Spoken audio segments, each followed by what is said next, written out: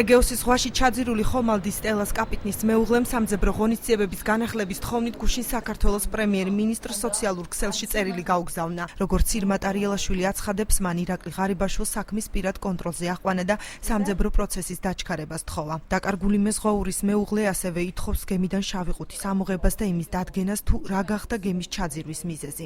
ირაკლი ღარიბაშვილს თხოვე ყველაფერი, რაც შეეძლო მას და მჯეროდა მისი კეთილსინდისიერების და გულისხმიერების მიიტანა ყველა ჩემი ტკივილი. არც კი ველოდებოდი, რომ დღეს ესე უცებს ომებს მიიღებდა. და მე მსურს ყველაზე მეტად, რომ შავი ყუთი იქნა ამოღებული. ეს შავი ყუთი ყველაფრის მეტყველია. იქ რა მოხდა? მე ვფლობ ამ ინფორმაციას მხოლოდ გადარჩენილი მეზღვაურებისგან.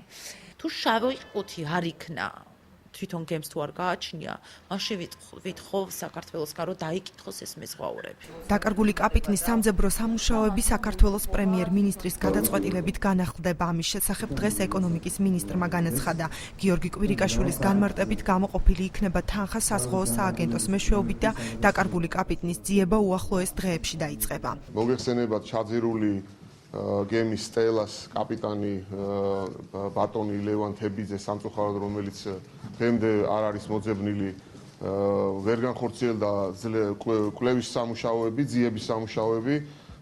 გადაწყდა პრემიერ-მინისტრის გადაწყვეტილებით, რომ ჩვენი სამინისტროს ბიუჯეტიდან გამოყოფილი იქნება თანხა საზღვაო სააგენტოს მეშვეობით და სიერა ლეონეს და საბერძნეთის მთავრობებთან უკვე მიღწეულია შეთანხმება და განხორციელდება რამდენიმე დღიანი კვლევითი სამუშაოები. საზღვაო ტრანსპორტის სააგენტოს დირექტორის მოადგილე მზაზა მახარაძემ აღნიშნულ საკითხთან დაკავშირებით კომენტარი არ გააკეთა. პირად საუბარში კი გვითხრა, რომ ეკონომიკის სამინისტრომ შეცდომა დაუშვა.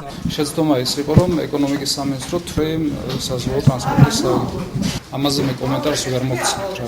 დავთქვა, რომ ეს საინფორმაციო მიიღეთ, ან იქ შეცდა ვიღაცა. სიერა ლეონეს დროშის ქვეშ მცურავი ხომალდის სტელას ჩაძირვიდან 22 დღე გავიდა.